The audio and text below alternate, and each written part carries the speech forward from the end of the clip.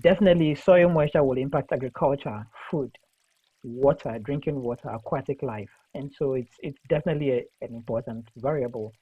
But our ability to predict the changes in the soil moisture is actually more important, because if we can forecast that this is what is going to happen to the soil moisture in, say, the next future, in near future or something like that, then it's going to be important. But how do we do that prediction? It's a cause effect relationship. What are we doing now that is going to cause a kind of effect in the future? And this is where causality analysis comes.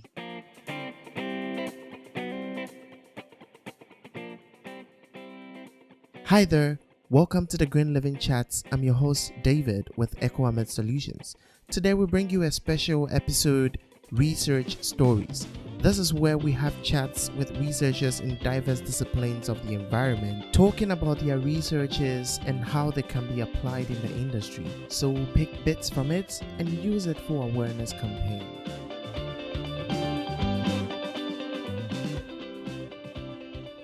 In the last episode, we talked about the benefits of remote sensing, variables, assumptions, and satellites used in remote sensing for predictions. I recommend that you check this episode out before we jump into today's episode.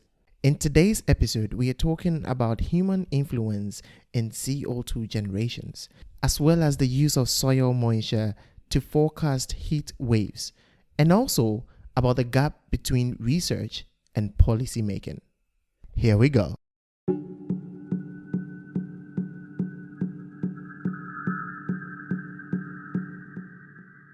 So, if I understand you very well, you have spoken about how first you started from where we have stations down on Earth, and the distances between the stations do not make data collection very efficient. So now we are trying to incorporate the use of satellites that can occupy or get a wider scope. And then, even with this, we have to use models to do these predictions. And in feeding the models, we have to use certain variables. And even in using the variables, we have to use some assumptions, right? Yeah. What goes into these assumptions? And if we have been using assumptions over the years, how effective have they been? And of course, definitely we need to improve upon the technology we're using. So now we're going to, especially with your thesis, you decided to put aside some of these assumptions and then use the real thing. So what are you replacing it with? I just want you to just give some specifics on this. All right. So let me, okay. So let me tackle one of the technical parts. Okay. So when we are retrieving land surface temperature, in 2009, a guy called Thomas Holmes developed a model, a very simple model to retrieve land surface temperature information from satellite datasets. Now, this was kind of like a first step. Yeah. And Thomas is a very very careful guy, super careful guy, and he likes to do things in steps. And so what Thomas did was that when the satellite scans on the land, there are some times that it will scan on a place that will have both land and water. Now the signals that are, because like I said, everything is bringing out signals, right? So the energy that you are emitting is different from the energy that I am emitting. But of course, because we are both humans, we will have a similar signature. However, the signature that you are given, the signal that you are given, is very different from the signal that a water body somewhere will give off. And so it's the same thing between the land and the water.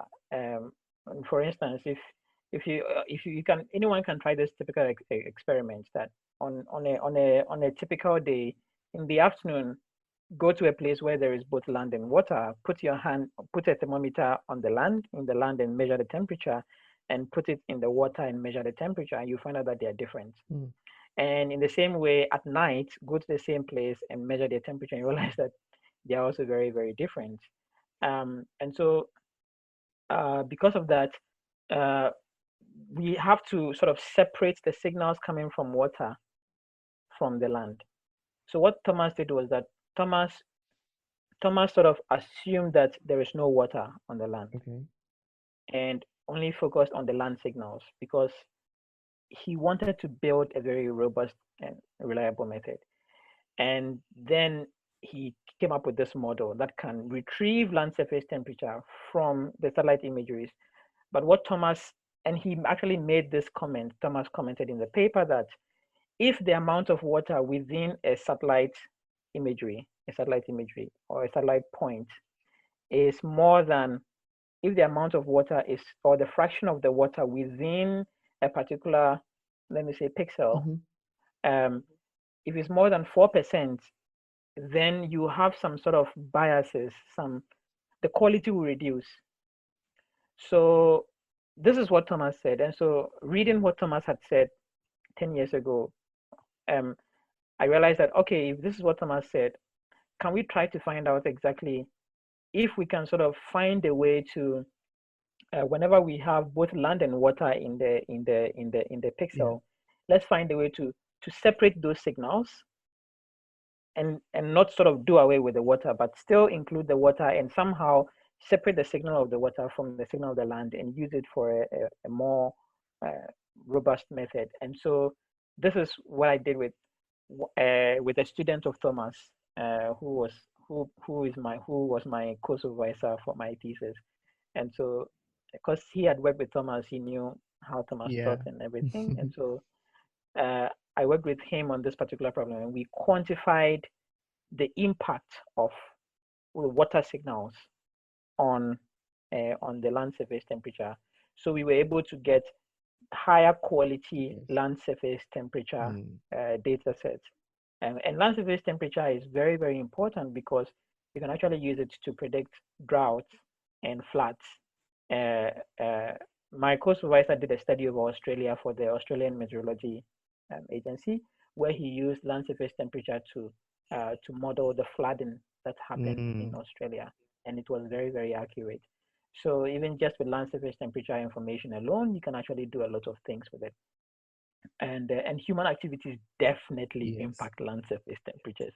And so uh, this is what I did. The assumption of Thomas of not considering water signals, I considered the water signals in it. And in the same way, in the causality tool, for instance, um, I also made there was an assumption that a long time causalities don't change, Okay. but that is not true because you find a time when there will be a time when soil moisture will impact the precipitation more than precipitation is impacting soil moisture, and there will be a time when it will be reversed. And this is something that my teacher did not consider in his model. So I we after talking, we sort of put in that assumption and say, okay, no, there will be a time varying causality. And so if you look at my page, for instance, there's one paper called time varying causality. And this is the model that we came up with. Mm. And we already used it to investigate uh, the Sahel over Africa, to investigate the changes in rainfall over Africa, over Western Africa, Western and Central Africa, the Sahelian belt. The Sahelian belt is one of the most important places in the world for climate studies Mm. because any changes there will impact the The world. world. And so because of, there's a desert there, and then there's a sort of a middle ground there, and then there's the Congo Basin, which is a very forested area. So you have sort of different Yeah. climate conditions, and because of their different gradients, they really impact the world. Mm. And so we found out that the rainfall over the region has stabilized. Okay. It stabilized over the last couple of years. It stabilized, and and so we wanted to find out why was it stabilizing, and we realized that this was actually because of um, the ocean, the temperature of the ocean. And so we used this causality tool that I developed to quantify how much the ocean is actually impacting this stabilization. Mm. And it was a very nice paper that I think people are beginning to read, and we hope to get more responses from it. Yeah, so these are, and of course, yeah, we found out that it changes over time. it changes over time. That kind of relationship changes over time, and so if we had used the original method, we wouldn't find this. Yes. But since now we're using the updated method, we can find it. Yeah. So It keeps getting interesting. yeah. Right. So we're going to get into your results in packages, let's say. And Okay. I'll just try to get your thoughts in from different directions. So let me come from Okay. the application direction, right? So I know All that right. you have assessed and you have analyzed a lot of data over a long Yeah. period. So what Yeah. would you like to say? What are the differences and what are the changes that you're seeing over time when it comes to, let's say, temperature? I don't know Mm, whether we can consider the world as a whole, we can consider a particular confined place, let's say China, or let's say yeah. Africa, some parts of Africa. What are Yeah. the changes that you have seen? And in your, let's say, in terms of assumption, what can you say are impacting these changes, especially when it comes to temperature Okay. and soil moisture All right. content? Okay. So this is definitely not a very straightforward I know. thing to reply, because there is a significant debate going on in the science world, especially in climate studies. In this, some people think that you know there is nothing happening, and some people think that no, there is something happening. But at least I am speaking from the point of satellite technology and what the satellites are showing us. Yes. So yeah, and the reason is that there are also some people who are using computer models. So this is what I am calling the land models. So I work both with land models and with satellite data sets, because they both have advantages and we can learn from them. Hmm. Uh, so what has been happening is that, of course, we are seeing an increase. We are seeing a significant increase, and of course, one of the significant impacts is CO2, carbon dioxide. I'm currently working on a paper which is I'm looking at the structure between the causal structure between temperature and CO2, um, from 1961 to 2100. Hmm. So from the past through the present into the future. So I am looking at I'm analyzing that, and there's some pretty exciting um, findings that we've had, and certainly temperature has a consistently increasing um, uh, relationship with CO2. One of the reasons that even though the world has done so well, especially China and India, to reduce CO2 output, uh, um, CO2 has a very long lifespan in the atmosphere. And so, you put CO2 in here today, it could last from 50 to 100 years, you know. So even after you stop emitting CO2, you will still have its impact. And there's a recent paper that has sort of mentioned this. For instance, during the pandemic, there was a significant reduction in the production of CO2. However, the impact of CO2 was still It was going already on. there. And yeah, so it's like, okay, what's happening? Yeah, it's not something that we just don't stop today and say, okay, tomorrow let's go back. It's actually something we have to handle for a long period of time. And so what is happening with this temperature, certainly they are increasing. But I think that what people don't understand is that usually when we talk about temperature increases, and you hear scientists say this, they're very careful with their words. They say global temperature. And when a scientist says global temperature, it means that they found a way to calculate, like, take the whole of the globe and to calculate sort of one temperature for the globe. But that is a very difficult and complex thing to do, because Exactly. it's happening differently over different areas. So some places are going colder and some places are getting hotter. Water. And what you actually find is that summers are getting hotter and winters are getting colder. So the idea of climate change and global warming is that global warming is affecting the peaks. It's increasing the extremities. So you have the cold getting colder and the hot getting hotter, and this is what is happening there. And so when we talk about this temperature change, this is where time varying characteristics should be in our minds. That we have these time varying characteristics. But then on the whole, sort of the long-term trend, then we see a consistent increase in. There's been a sort of a leveling up for a while, called the hiatus. So there's a whole group called the hiatus group that they are focusing on the leveling and saying, no, nothing is happening because it's leveled off. But the satellite data sets suggest that there is a significant increase over there. And so, for instance, in the future data sets that I'm using, there are 4 different scenarios, and the 4 different scenarios vary. They vary. First scenario is, what if we stop emitting CO2 today? What is going to happen to the temperature? So that is the first scenario. Second scenario is, okay, we are producing a little and adding some mitigation methods. Okay. Third scenario is, okay, we still produce, but we are still a bit careful about it. So kind of different levels. And then the fourth scenario is like, we don't care about it. We just continue producing in mass. So there are different scenarios. We call them the scenarios of climate scenarios.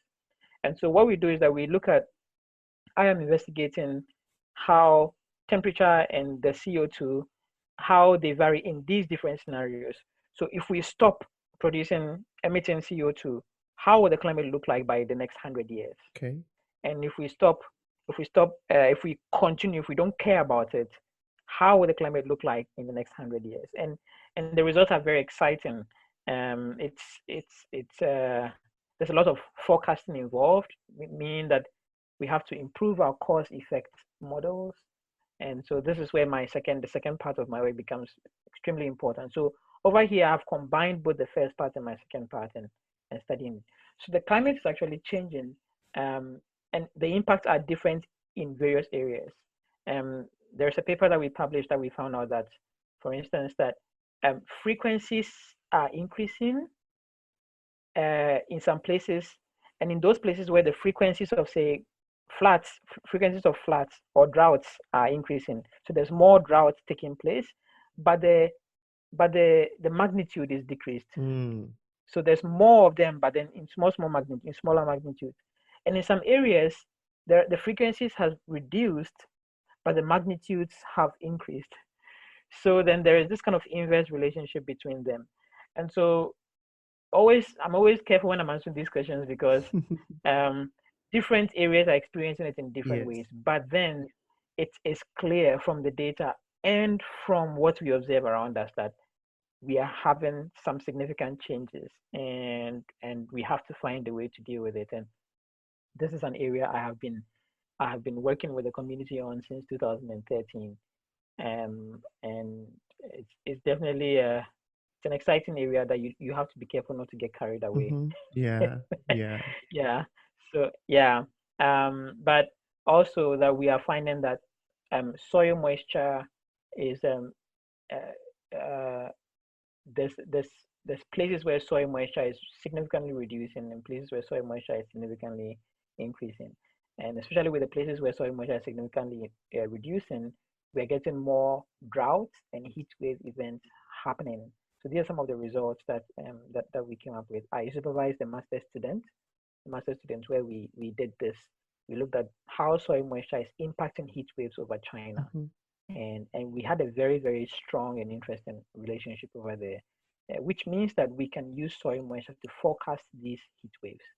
When we know the state of the soil moisture now, we can actually forecast the heat waves. And this forecasting idea is one of the things that I'll be working on in the next couple of years. Yeah. This is brilliant. I just want to get your thoughts again on this area. Listening to what you're saying, I think that we can rely on remote sensing data. Am I right? Yep. We can rely on that. We can rely on. Yeah. So would you like to clearly tell us what is the correlation between this data that your team and other teams who are doing related things, how are they correlating with policymakers and the industry and people who can make changes? Because if we have the data available and it's predicting that these things are happening, and obviously we are seeing these things happening, in real Yeah. life. And if you ask people who have Yeah. lived over the decades, they tell you that we have seen Yeah. changes. The data is Yeah. also Things telling have us changed. they Yeah. changes. So what is the Yeah. correlation between the research teams, and is it working very well, and how are they responding? Yeah. So there is definitely a lot of collaboration going on there between governments of different places and the scientific community. Um, but I think that yeah, we definitely need more ways to talk about these things. Um, and one of the guys who really inspired me, his name is Jason Blackstock, and I met him in 2013. Uh, he's a crazy guy. He got his bachelor's in English literature and his master's in physics and PhD in physics. Um, that's why I say it's crazy. And and then he went back and did a master's in public speaking, public address and Wow. administration. Um, but he's a very nice guy, and what Jason does is that he's a scientist who takes the result of the scientific community and talks to um, government and policymakers about the result, because we have to communicate with them, but we can't communicate technical things. Yes. And so every couple of years, the Intergovernmental Panel for Climate Change, the IPCC, they release a document, and this document, it talks about the status of the climate. And so they have it in different difficulties and technicalities, but they have a document where they release it for policymakers who may not know the science very well. And the wonderful thing about the IPCC is that the IPCC collects almost all existing research. Mm. They put so they collect all this research and put them together. And and the guy who introduced me to my supervisor, the one I said I met in Yeah. Beijing, he's actually one of the people who have been in at the leadership of IPCC. He's actually one of the co-authors on my causality paper. He is and so he's very very aware of these things. And when we talk with him, we have to communicate with him. So we present these documents to the policymakers as to whether they will, they'll go according to Yes. these things. It's another problem. I'll give you an example. There was something called the Kyoto Protocol, which was designed to help countries manage their carbon emission. This was done quite a while ago. So every country was given a portion, how much CO2 you can release. They calculate a lot of things, the people and the population, so your needs and everything, because some people really do need to produce the carbon. um, yeah. They've actually So paid what to happened was, release. yeah, yeah. So exactly, I'm actually coming to that point. What happened was that there were some developed countries who would, when they are reaching their quota, so they will probably come to country A will come to say Ghana and say, hey Ghana, you are definitely not going to meet your quota. So we are going to buy your quota and so that we can keep producing. And so this is what some of the countries were doing. Mm-hmm. Of course, along the line, some countries felt like no, we are being restricted too much, so they quit. Um, and so this is what at the policy level they're trying to do. They're coming up with ways, but countries would have to agree, and sometimes Yes. they don't agree. Sometimes they do agree. Sometimes some people fall out of the agreement. China, for instance, was doing very well. So what China was doing was that um, uh, China would there was some time that China would sort of shut off their industries, Oh. maybe in Beijing or something like Mm-hmm. that.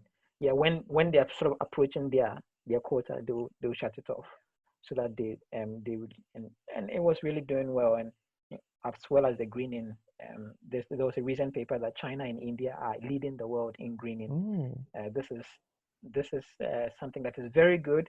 It's good for the soil moisture community. We get to see how this greening impacts this thing. In the paper that we published over the Sahel, if you see the title, it's greening and leveling of precipitation. So both the greening and precipitation have leveled over the Sahel.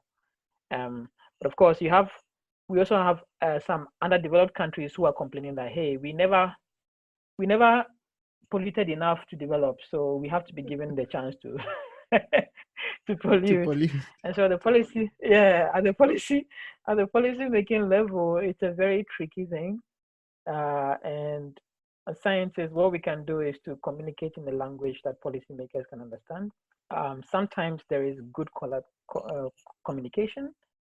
Sometimes it's not very much, but the remote sensing technologies help us to sort of see some uncertainties, because in the past they were saying, no, you're just using computer models, and computer models can be, they can be changed, they can be tweaked here and there. So we want observational results, and the satellite observations help us to get real-time observational results and say, okay, now satellite observations are saying this, we have to pay attention to it. So let's hope that it gets better. Yes. The science community has to communicate.